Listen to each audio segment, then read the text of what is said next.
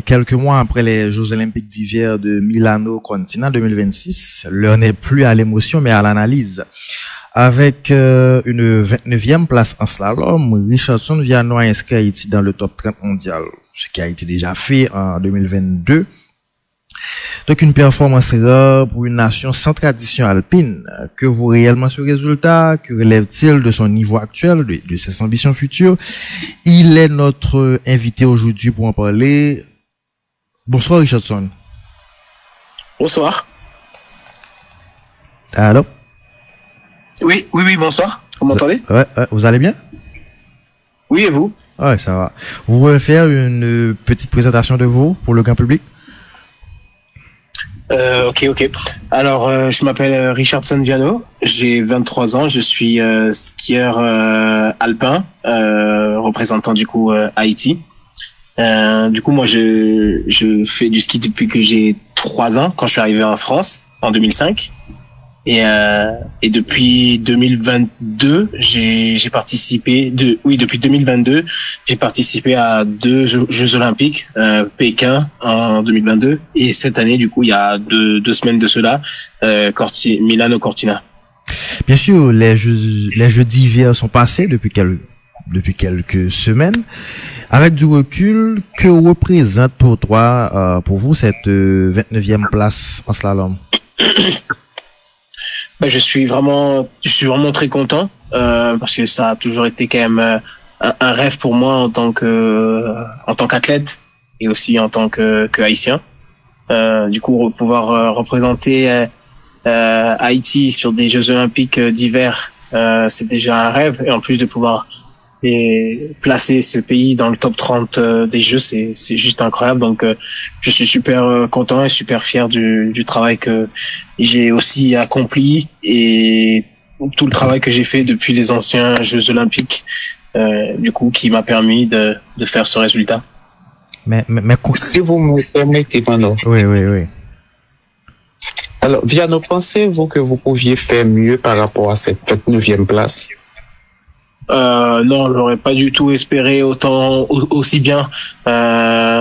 Surtout que du coup le matin, avant que je fasse la course, j'avais dit à ma coach, à mon entraîneur, que si je rentre dans les 30, ça serait incroyable. Et en fin d'après-midi, j'étais dans les 30. Donc non, c'était inespéré de faire un tel résultat. En tenant compte du niveau de la compétition, quoi? Pardon, j'ai pas entendu. Alors, vous tenez compte du niveau de la compétition, c'est pourquoi donc une 29e place, c'est extraordinaire? Oui, parce que en fait, sur les Jeux Olympiques, c'est vraiment la crème de la crème, c'est vraiment tous les meilleurs athlètes de chaque nation qui participent. Donc, je me retrouve avec des skieurs, les meilleurs skieurs au monde. Et c'est sûr que réussir à se placer dans les 30, surtout que du coup, dans le ski, en fait, c'est les 30 premiers qui sont du coup ceux qu'on se rappelle le plus, et surtout c'est ceux qui peuvent faire la deuxième manche en partant du coup dans les 30 premiers, et souvent oui, on se rappelle souvent de ces 30 premiers qui ont réussi à faire partie de ce jour-là, quoi. Beaucoup parlent de cette performance historique. Vous, êtes-vous satisfait ou frustré? Moi, je suis très satisfait parce que, comme j'ai dit tout à l'heure, le matin, si on m'avait dit que j'allais finir la course dans les 30, j'aurais pas cru. Donc, c'est un grand honneur et une fierté, oui. D'un point de vue technique, qu'avez-vous appris à Milano Cortina qui peut vous faire progresser dès la prochaine saison? Ce que j'ai appris à quel niveau? D'un point de vue technique. D'un point de vue technique, je pense pas que ça soit vraiment les JO qui m'aient appris quelque chose, parce que quand même moi je skie depuis que j'ai 20 ans. Si tout se passe bien, je devrais continuer à skier dans les prochaines années. Et donc c'est pas la performance des JO qui m'a appris quelque chose sur le plan technique. Après c'est plus sur le fait de m'être battu ce jour-là, surtout qu'en première manche il y a eu des conditions qui n'étaient vraiment pas faciles. Il neigeait, il faisait mauvais, donc c'était pas facile, mais j'ai pas abandonné. Je suis resté dans le tracé. Donc voilà. Mais non, je pense que c'est plus le travail que j'ai pu accomplir avec mon équipe depuis 4 ans, donc depuis les anciens JO, qui m'ont surtout pu faire progresser et permettre d'arriver à ce résultat-là. Alors, Mano, excuse-moi. Alors, lors de votre première participation, si je me souviens très bien, vous avez abandonné. Pour cette participation, vous avez pris la 29e place. Vous êtes appelé encore à participer dans d'autres compétitions. Vous pensez progresser ou quoi dans ces prochains Jeux? Alors, sur la première participation que j'avais fait il y a 4 ans, j'étais tombé malheureusement sur le géant, sur le slalom géant, qui est du coup une autre discipline. Et c'était sur cette course-là que j'étais tombé. Par contre, sur le slalom, j'avais fini 34e aux anciens Jeux Olympiques. Cet hiver, j'ai fini les 2 courses et j'ai surtout bien fait du coup au slalom. Et normalement, du coup, dans 4 ans, dans 4 ans, il y aura du coup les prochains Jeux Olympiques qui seront en France. Du coup à la maison parce que du coup j'habite en France, donc ça c'est cool.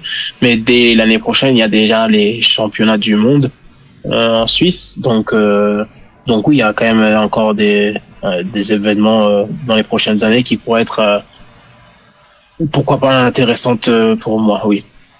Et comment s'organise? Vous ne voulez pas promettre rien à personne. Oui. Pardon? Alors vous ne voulez rien promettre à personne en ce qui concerne une marge de progression dans ces compétitions.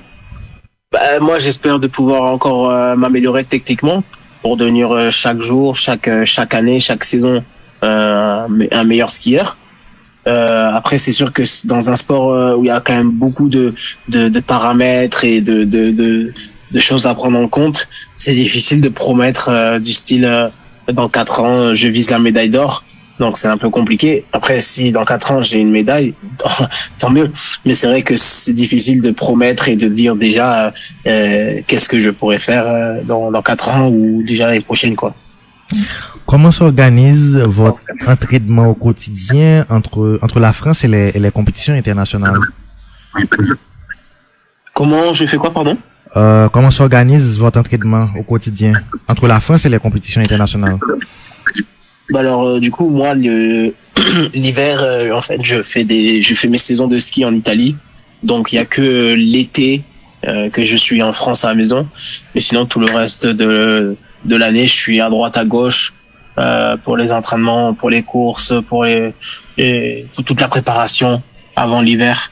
Donc disons que l'hiver oui je suis en Italie et donc c'est comme ça, c'est avec l'équipe où je suis en Italie que je me prépare pour toutes les saisons, quoi. Si vous me permettez, Mano, comme Haïtien Viano, nous sommes amants des sports collectifs, par exemple le foot, le basket et d'autres. Comment avez-vous fait pour choisir le ski? Du coup, mon père adoptif. Quoi. Comment? Non. Pour un Haïtien, c'est un peu impensable de choisir. Oui. Du coup, comme j'ai dit tout à l'heure, moi j'ai été adopté à l'âge de 3 ans, donc je suis arrivé en France en 2005. Et mon père, il est guide de haute montagne. Et du coup, il travaille toujours en montagne. Il aime toujours ce qui est sport de montagne, que ça soit du coup ski alpin, ski de randonnée, le vélo l'été. Donc lui c'est vraiment tous les sports en contact avec la montagne. Et du coup quand je suis arrivé du coup en décembre 2005, il m'a tout de suite mis sur les skis. Et après du coup le ski c'est devenu ça fait partie de ma vie, quoi. Au début c'était de temps en temps et après c'était je skie tous les jours jusqu'à arriver à parvenir à participer aux Jeux Olympiques. Mais c'est vrai que c'est grâce à mon père, qui est guide de haute montagne, qui m'a permis de faire ce sport, parce que c'est sûr que pour un Haïtien faire du ski, c'est, je pense, pas la première des idées qui traverserait à l'esprit. Bien sûr, vous n'avez jamais essayé d'autres sports? Si, moi je fais d'autres sports, mais pas en compétition à haut niveau. à haut niveau, je fais que du ski, mais quand j'étais plus petit, j'ai fait du foot, j'ai fait du karaté, je fais du vélo, je fais plein d'autres sports parce que j'aime bien faire le sport j'aime bien faire du sport en général. Mais disons que du sport, un autre sport à haut niveau, non, il y a que le ski. Parfait. Le ski est un sport extrêmement coûteux. Est-ce que les moyens actuels vous permettent d'optimiser pleinement votre progression? Pas vraiment, enfin, dans le sens que mes parents, ils se sont toujours démenés pour me permettre de faire ce sport qui coûte très cher. Parce que c'est un sport où, c'est un sport où on dépense beaucoup, mais à l'inverse, on gagne très peu, voire pas du tout, dans mon cas encore. Et donc, c'est compliqué de pouvoir pratiquer ce sport. Donc où on est d'une famille riche, donc je peux pas dire que je suis pauvre, mais je suis pas non plus super riche. Mais c'est vrai que au niveau financier, c'est assez compliqué quand même, parce que ça reste quand même des saisons très coûteuses. Et maintenant cet été, je vais quand même avoir 24 ans. Donc pour mes parents, imaginez de continuer à payer des saisons à un skieur qui est plus un enfant, qui va avoir quand même 24 ans, et ça fait cher. Et du coup, ouais, on est quand même avec mes parents à la recherche de potentiels sponsors, de soutien financier qui pourraient me permettre de continuer à faire ce sport. Mais c'est vrai que si on n'arrive pas à trouver cette aide financière, bah le rêve d'Haïti en ski alpin de continuer, ça pourrait être un peu compromis. Ça pourrait être un peu compliqué. Donc concrètement, attendez, concrètement, votre principal source financier relève de vos parents. Oui, j'ai quand même quelques sponsors au niveau du matériel, que ça soit les skis, les chaussures de ski, les combinaisons de ski, le casque, tout ça. Mais c'est vrai que tout ce qui est déplacement, voyage, les courses de ski, les entraînements, enfin, tout ce qui fait la saison, c'est cher. Et jusqu'à présent, ça a été quand même une grande partie mes parents. Et parce qu'on avait dit que du coup mes parents ils pouvaient encore essayer de me soutenir financièrement jusqu'à ces JO là. Du coup on avait dit des anciens JO de 2022 aux JO de Cortina 2026, mais qu'après ces jeux, si on trouve pas de sponsor et tout, enfin malheureusement ils vont pas pouvoir me soutenir financièrement toute la vie, et ça se comprend. Mais c'est vrai que du coup le plus gros pourcentage de l'argent mis pour ce rêve de ski, c'est mes parents qui le font, quoi. Vas-y Légu. Oui, non, si je ne me trompe pas, le ski est un sport olympique. Si oui, n'avez-vous pas reçu l'aide de la solidarité olympique? Comment? Le ski est un sport olympique, non?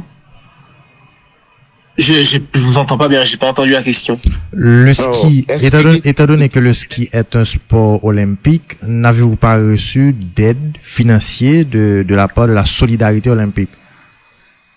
Bah alors si, du coup moi j'ai une bourse olympique du comité olympique, mais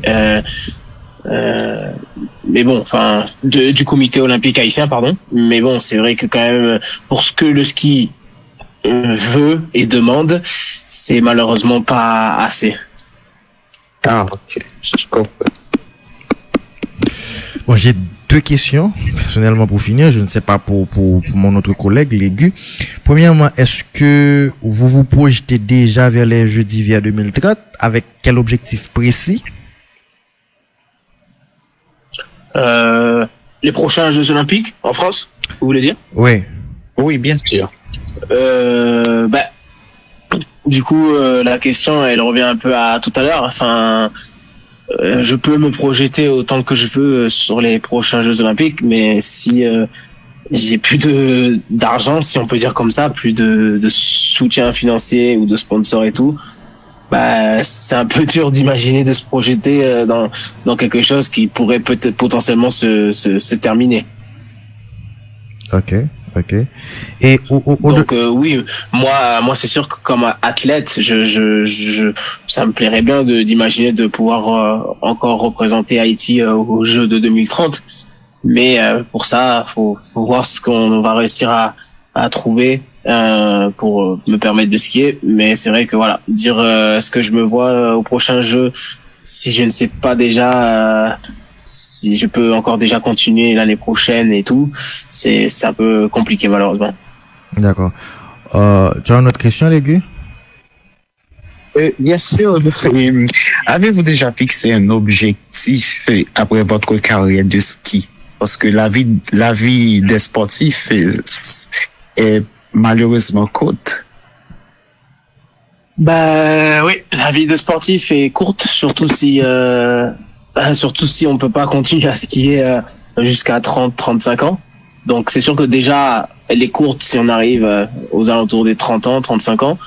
Mais si si elle se finit cette saison parce que j'ai pas de possibilité de continuer, c'est sûr qu'elle est encore plus courte. Donc disons que en tant que reconversion, bah moi je pense que je resterai toujours dans le monde du sport parce que moi j'adore le sport. Donc là je pourrais dire devenir un moniteur ou entraîneur de ski comme idée qui me vient à l'esprit là maintenant. Après peut-être que dans la vie je vais trouver une autre passion, un autre sport qui pourra me plaire aussi. Donc faudra voir.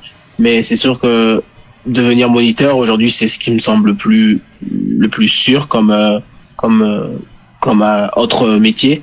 Mais donc oui, disons que je m'imaginerais plus rester dans le sport que aller dans les études par exemple. Ah, ok. Parfait. Mais outre le sport, pendant d'études académiques, Richardson Viano a une idée en tête? Outre que le sport? Oui. Non, parce que moi par exemple je suis pas trop un de l'école dans le sens que l'école ça a jamais été un grand kiff. Donc non, moi je pense que ça sera dans le sport, que ça soit ski, moniteur de ski, entraîneur de ski ou autre, ou peut-être un autre sport que peut-être je vais découvrir parce que la vie est quand même remplie de belles choses, de plein d'autres sports. Donc il faut que je peux potentiellement voir ce que je pourrais aussi essayer d'autres dans la vie. Donc voilà, à voir. Mais c'est sûr que ça j'en suis sûr, c'est sûr que ça sera dans le sport. Ah, ok. Enfin, au-delà du classement, que voudrais-tu que les jeunes haïtiens retiennent de ton parcours? Que les jeunes haïtiens, quoi, pardon? Retiennent de ton parcours dans le ski. Qu'aimerais-tu que les jeunes haïtiens retiennent? Du coup, moi, en fait, le message que j'aimerais faire passer, c'est de toujours croire en soi, que si quelqu'un, un haïtien ou une haïtienne a un rêve, ben, il faut qu'il se batte pour. Après, si ça, peut-être que ça sera pas du ski, parce que pour faire du ski, il faut vivre en montagne, il faut avoir une famille qui pratique du sport dit d'hiver et tout. Donc, mais c'est pas tant par rapport au ski, c'est plus par rapport au sport, parce que moi je pense que dans des pays où il y a des difficultés comme Haïti et plein d'autres, le sport pour moi je pense que c'est un peu la clé. Je dis pas forcément de la réussite, mais ça peut être le sport c'est comment? La porte de sortie. Voilà, merci. C'est comme une porte de sortie d'une galère, d'une miséricorde dont un enfant peut avoir de par l'endroit où il est né. Donc voilà, moi je pense que le sport c'est vraiment quelque chose qui peut aider. On peut le voir à plein de si on regarde des super sportifs aujourd'hui, par exemple Ronaldo. Lui, il était pauvre à la base, il s'est mis à jouer au foot et il s'en est sorti. Je pense que Lionel Messi pareil. Enfin, il y a plein d'exemples. C'est pour dire que le sport, c'est vraiment, on veut se donner moyens, on y croit, on se bat, on a des rêves. Je pense que le sport, c'est vraiment la porte de sortie, comme vous avez dit. Donc c'est plus c'est pas tant par rapport au ski en soi, mais par rapport au fait de croire en soi, de toujours se battre et d'avoir des objectifs. Et si on fait les choses plutôt bien et tout, il n'y a pas raison que ça fonctionne pas, quoi. Donc, je dirais que, voilà, de toujours se battre et croire en soi. Merci Richardson, un plaisir de vous avoir reçu et à l'émission 109 Sport. Et je pense que ce sera pas la dernière fois. Bah alors, merci à vous et alors peut-être à une prochaine fois du coup. Merci. À la prochaine. Merci beaucoup. Au revoir, bonne journée. Au revoir.